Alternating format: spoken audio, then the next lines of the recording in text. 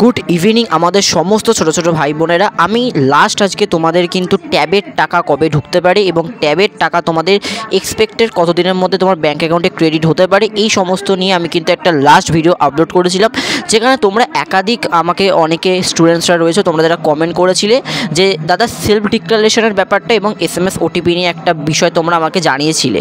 তো এবং অনেকে তোমরা সেই বিষয়টা বলার পর আমি জিনিসটা ভেবেও দেখেছিলাম। তো অ্যাকচুয়ালি ব্যাপারটা হচ্ছে তোমাদের আমি লাস্ট যে ভিডিওতে তোমাদের যে টপিকগুলো নিয়ে আলোচনা করেছিলাম সেটা সম্পূর্ণ কিন্তু 2024 সালের নিয়ম অনুযায়ী, কিন্তু বর্তমান আমি পরবর্তীতে 2025 সালের নতুন নিয়ম অনুযায়ী কীভাবে তোমাদের ট্যাবের টাকা ঢুকতে পারে, কী কী প্রসেসিং ভেতর হয়, এই সমস্ত তোমাদের তথ্য আমি তোমাদের সামনে অবশ্যই আজকে আনতে চলেছি। তো যারা যারা জানো না বা যারা যারা জানো তো সেক্ষেত্রে তোমরা ভিডিওটা একটু ভালো করে শুনে নাও। প্রথমত তোমাদের বলে রাখছি যে তোমাদের কিন্তু প্রত্যেকটা কিন্তু তোমাদের ডিপার্টমেন্টে কিন্তু আলাদা কাজ থাকে, অর্থাৎ হেড অফ ডিপার্টমেন্ট অর্থাৎ HOI তোমাদের স্কুলে হেডমাস্টার বা হেডমিস্ট্রেসের কিন্তু একটা রেসপন্সিবিলিটি থাকে, সাথে কিন্তু SI অর্থাৎ স্কুল ইন্সপেক্টর যারা রয়েছে তাদেরও কিন্তু একটা রেসপন্সিবিলিটি থাকে তোমাদের এই ট্যাবের টাকা ঢোকাতে তোমাদের অ্যাপ্রুভাল করানোর ক্ষেত্রে। তো অ্যাকচুয়ালি ব্যাপারটা হয়েছে কি, তোমাদের যে অ্যানেক্সার F ফর্মটা তোমাদের দেওয়া হয়, যেখানে তোমাদের ব্যাংকিং তথ্য, তোমাদের নাম, তোমাদের সমস্ত ডিটেলস, তোমার আধার নাম্বার দেওয়া থাকে, সেই ফর্মটা যখনই তোমরা তোমাদের স্কুলে দিয়ে দাও, স্কুলে দেওয়ার পর কিন্তু তোমাদের ফর্মটা তোমাদের বাংলা শিক্ষা পোর্টাল অর্থাৎ BCSSP পোর্টালে তোমাদের কিন্তু আপলোড করে দেওয়া হয়।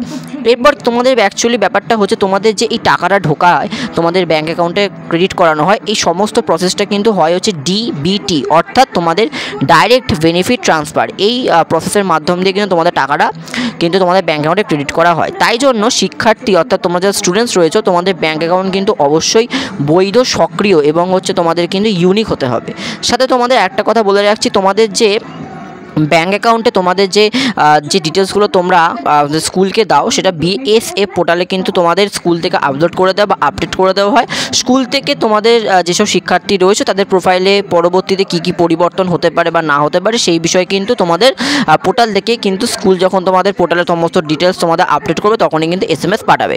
এবার ব্যাপারটা হচ্ছে BSF-এতে তোমাদের যখন ডেটাগুলো আপলোড করা হয়ে যাবে, HOI অর্থাৎ তোমাদের হেড অফ ইনস্টিটিউশন কিন্তু তোমাদের একটা ব্যাংকিং তোমাদের যা যা তথ্য দিয়েছিল সেই অনুযায়ী তোমাদের স্কুলের সমস্ত ক্যান্ডিডেটদেরকে একটা লিস্ট তৈরি করবেন এবং লিস্ট তৈরি করে তোমাদের ব্যাংকিং যা তথ্য তোমরা দিয়েছিলে সেগুলো তোমরা নিজেরাই যাচাই করতে পারবে এবং সেখান থেকে তোমাদের একটা স্কুল থেকে তোমাদের কিন্তু একটা সই করানো হবে একটা ফর্মের মধ্যে, যেখান থেকে স্কুল এটা তোমাদের নিজস্ব করাবে।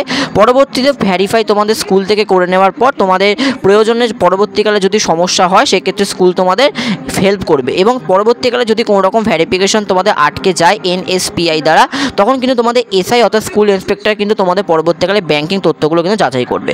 তো ব্যাপারটা এরকম ঠিক হয়। এবার শিক্ষার্থী অর্থাৎ তোমাদের যখন তথ্যগুলো যখন তোমাদের আপডেট হয়ে যাবে সেগুলো কিন্তু সরাসরি তোমাদের NPCI ভেরিফিকেশনের জন্য পাঠিয়ে দেওয়া হয় এবং তোমাদের যে এই NPCI ভেরিফিকেশনে তোমাদের সমস্ত তথ্যগুলো পাঠিয়ে দেওয়া হয়, এগুলো কিন্তু তোমাদের যে হেড অফ ইনস্টিটিউশন অর্থাৎ লগ ইন স্কুল তোমাদের যে স্কুল থেকে করা হয় তোমাদের নিজস্ব, তো তোমাদের ওই স্কুল থেকে কিন্তু তোমাদের সমস্ত কিন্তু তথ্য ট্র্যাক করতে পারবে। এরপর তোমাদের যে প্রসেসটা হয় যে NPCI তোমাদের সম্পূর্ণ ব্যাংকিং তথ্য চেক করার পর যদি কোনো রকম তথ্য যদি কোনো রকম ভুল হয় সেক্ষেত্রে কিন্তু তোমাদের পরবর্তীতে কী কী করণীয় হবে এটা আমি জানাবো। তো তোমাদের যখনই NPCI ভেরিফিকেশন করে তখন কিন্তু তোমাদের আর যে ব্যাংকিং ডিটেলসগুলো তোমাদের দেওয়া রয়েছে সেগুলো কিন্তু সেই মুহূর্তে তোমরা আর এডিট করতে পারবে না। পরবর্তীতে NPCI যখন তোমাদের ভেরিফিকেশনটা কমপ্লিট করে ফেলবে তখন যদি তোমাদের কোনো রকম কিন্তু তোমাদের ডিটেলসে আনম্যাচ বা পার্টিয়ালি ম্যাচড যদি এরকম একটা অপশান থাকে বা এরকম যদি একটা ট্র্যাক তোমাদের যদি শো হয় সেক্ষেত্রে কী করে তোমাদের হেড অফ ইনস্টিটিউশন কিন্তু সেই সমস্ত ডিটেলস যেগুলো তোমরা ভুলভ্রান্তি করেছিলে বা দিয়েছিলে সেগুলো কিন্তু তোমাদের HOI অর্থাৎ হেড অফ ইনস্টিটিউশন বা হেডমিস্ট্রেস বা হেডমাস্টার তোমাদের কিন্তু এডিট করে এবং এডিট করা অর্থাৎ তোমাদের নির্ভুল এবং হচ্ছে তোমাদের যে একদম সংশোধিত তোমাদের যে ডিটেলসগুলো তোমাদের হেড অফ ডিপার্টমেন্ট এডিট করে সেই এডিটেড তোমাদের ডিটেলসগুলো কিন্তু পরবর্তীকালে আবার SI অর্থাৎ স্কুল ইন্সপেক্টরের কাছে কিন্তু ভেরিফিকেশনের জন্য পাঠানো হয়। এরপর তোমাদের দেখা হয় তোমাদের SI দ্বারা তোমাদের সমস্ত যা যা ডিটেলস রয়েছে সমস্ত কিন্তু তোমাদের কিন্তু SI দ্বারা তোমাদের কিন্তু কন্ট্রোল বা তোমাদের ভেরিফিকেশন করা হয়।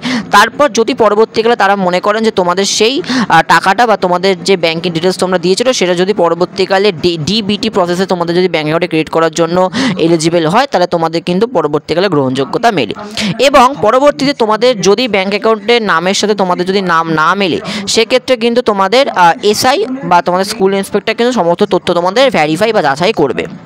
এবং তোমাদের এই ডেবিটি অর্থাৎ তোমাদের ডাইরেক্ট বেনিফিট ট্রান্সফারের জন্য কিন্তু তোমাদের একটা কিন্তু মোবাইল নম্বর ও আধার কার্ড তোমাদের ব্যাঙ্কিংয়ের সাথে কিন্তু লিঙ্ক করিয়ে রাখা অত্যন্ত বাধ্যতামূলক। আর তোমরা যদি ব্যাঙ্ক অ্যাকাউন্টের সাথে তোমাদের আধার কার্ড বা মোবাইল নাম্বার যদি রেজিস্টার না করে থাকো সেক্ষেত্রে কিন্তু তোমাদের টাকা পাওয়ার কিন্তু সম্ভাবনা অত্যন্ত কমে যায়। এরপর তোমাদের কি করতে হবে, তোমাদের শিক্ষার্থী তোমরা যারা রয়েছো তোমাদের একটা রেজিস্টার যে মোবাইল নাম্বারটা রয়েছে যেটা তোমরা দিয়েছো সেই মোবাইল নাম্বারে কিন্তু একটা SMS যাবে একটা লিঙ্ক সহ। সেই SMSটাতে যে লিঙ্ক দেওয়া থাকবে সেই লিঙ্কটা তোমাকে ব্যবহার করতে হবে এবং তোমরা কিন্তু OTP দিয়ে তোমরা কিন্তু তোমাদের ব্যাঙ্কিং তথ্য খুব সহজে নিজের ফোন থেকে কিন্তু ভেরিফিকেশন করতে পারবে। যেটা তোমাদের ওয়েবসাইটে তোমাদের যে ওয়েবসাইটটা তোমাদের পাঠানো হবে সেটাকে বলা হয় selfdeclaration.wb.government.in। এই ওয়েবসাইটে তোমাদেরকে রেজিস্টার মোবাইল নাম্বার দিয়ে লগ ইন করতে হবে এবং তোমাদের যে BSP স্টুডেন্ট কোড যেটা হয় সেটা তোমাদের জেনারেট করা হয় তোমাদের যখন BSF পোর্টালে যখন তোমাদের সমস্ত ডিটেলস আপলোড করা হয় সেই কোড তোমাদের ব্যবহার করে OTP দিয়ে তোমাদের কিন্তু সমস্ত ব্যাঙ্কিং ডিটেলস তোমরা কিন্তু তোমাদের চেক করতে হবেই হবে। এটা কিন্তু 2024 সাল পর্যন্ত আলাদা নিয়ম ছিল, অর্থাৎ সবাইকে এটা চেক করতে লাগতো না, শুধুমাত্র যাদের ভুলভ্রান্তি থাকতো তারা শুধু চেক করতো। কিন্তু বর্তমানে তোমাদের সবাইকে কিন্তু এই ব্যাঙ্কিং ডিটেলসগুলো চেক করিয়ে দেওয়া হচ্ছে যাতে পরবর্তীকালে কোনো রকম সমস্যা যাতে আর সৃষ্টি না হয়। এরপর তোমরা যখনই OTP দিয়ে তোমরা যখন তোমাদের ব্যাঙ্কিং তথ্য যখন তোমরা একদম চেক করে নিলে তারপর তোমাকে একটা অ্যাকসেপ্ট অ্যান্ড কনফার্ম একটা এরকম অপশান আসবে, সেখান দিয়ে তোমরা ক্লিক করলেই সব সার্ভার বুঝে যাবে যে তুমি তোমার সমস্ত ব্যাঙ্কিং ডিটেলস চেক করে তুমি অ্যাকসেপ্ট এবং কনফার্ম করে দিয়েছো। যদি পরবর্তীকালে এরপরও ভুল থাকে সেক্ষেত্রে তোমাদের কিন্তু রিজেক্ট করতে হবে এবং সংশোধন আবার করতে হবে ব্যাঙ্কিং ডিটেলসে। এই ক্ষেত্রে কিন্তু তোমাদের আধার কার্ডের OTPটা অতি আবশ্যক লাগবে। আধার কার্ডের সাথে রেজিস্টার্ড মোবাইল নাম্বারে যদি তোমরা লিঙ্ক না করিয়ে রাখো সেক্ষেত্রে তোমাদের কিন্তু আধার OTP ঢুকবে না, এবং আধার OTP যদি তোমাদের না ঢোকে সেক্ষেত্রে কিন্তু তোমরা পরবর্তীকালে ব্যাঙ্কিং ডিটেলস তোমাদের কিন্তু এডিট করতে পারবে না। তোমাদের সম্পূর্ণ তথ্য যখন তোমরা একদম ঠিকঠাক করে অ্যাকসেপ্ট অ্যান্ড কনফার্ম করে দেবে সেই সময় কিন্তু তোমাদের শিক্ষার্থী যখন তোমরা ভেরিফাই করে নিতে পারবে তখন তোমাদের কাছে কিন্তু একটা UDIN একটা ভেরিফিকেশন বা একটা UDIN সার্টিফিকেট তোমাদের ক্রিয়েট হবে। সেটা ভবিষ্যতে তোমাদের সম্পূর্ণ ডিটেলস ট্র্যাক করার জন্য একটা ক্রিয়েট করা হবে প্রমাণপত্র হিসাবে।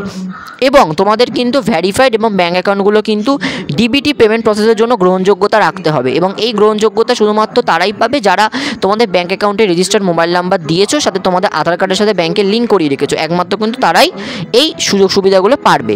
এবং পরবর্তীকালে যখন তোমাদের এই প্রসেসগুলো একদম ঠিকঠাক করে তোমরা করে নিতে পারবে তারপরে কিন্তু তোমাদের ব্যাঙ্ক অ্যাকাউন্টে টাকা ক্রেডিট করে দেওয়া হবে। সম্পূর্ণ প্রসেসটা আশা করছি তোমাদের ক্লিয়ার করে দিতে পারলাম।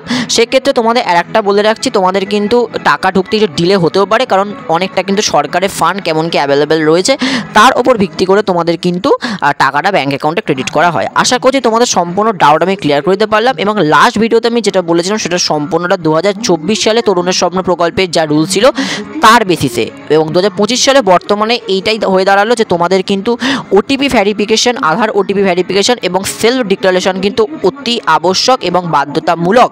সেক্ষেত্রে এখনও পর্যন্ত তোমাদের যাদের এখনও OTP বা তোমাদের যাদের এখনও পর্যন্ত সেলফ ডিক্লারেশন কোনো রকম লিঙ্ক বা মেসেজ আসেনি তোমরা ওয়েট করো, খুব তাড়াতাড়ি কিন্তু তোমাদের ফোনে কিন্তু এই মেসেজ আসবে। এবং যাদের এখনও পর্যন্ত সেলফ ডিক্লারেশন বা তোমাদের কোনো রকম স্টুডেন্ট লগ ইন কোনো রকম মেসেজ তোমাদের আসেনি তারা কিন্তু একটু ওয়েট করো, তোমাদের টাকাও কিন্তু একটু দেরি হলেও ঢুকে যাবে। আশা করছি তোমাদের সম্পূর্ণ ডাউট আমি ক্লিয়ার করতে পেরেছি। এরপরে যদি তোমাদের কোনো রকম প্রশ্ন থাকে অবশ্যই আমাকে কমেন্টস করে জানাতে পারো। এবং লাস্ট ভিডিওতে আমি একটু সংশোধন করলাম, লাস্ট ভিডিওটা আমি 2024 সালের নিয়ম অনুযায়ী বলেছিলাম, বর্তমানে তোমাদের সম্পূর্ণ নিয়মটা আমি বললাম 2025 সালের নিয়ম অনুযায়ী। আশা করি তোমাদের সম্পূর্ণ ডাউট আমি ক্লিয়ার করতে পারলাম। অসংখ্য ধন্যবাদ।